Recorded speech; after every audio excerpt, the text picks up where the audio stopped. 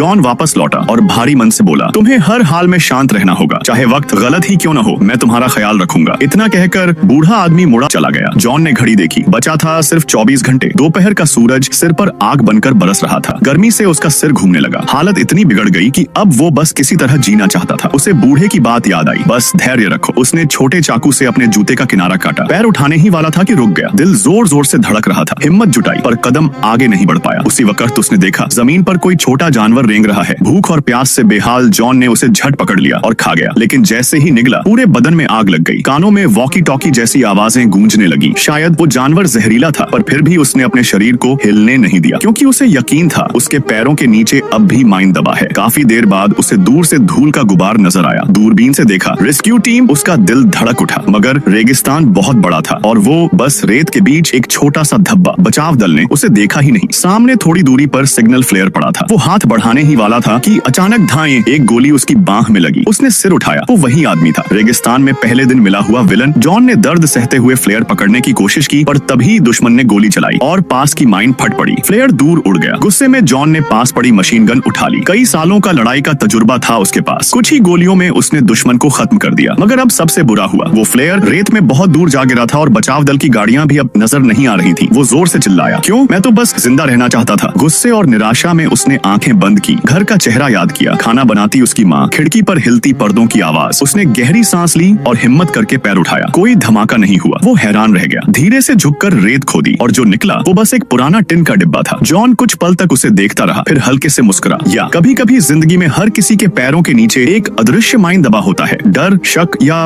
उम्मीद का। पर अगर हिम्मत से अगला कदम बढ़ाओ तो शायद धमाका नहीं, एक चमत्कार हो जाए।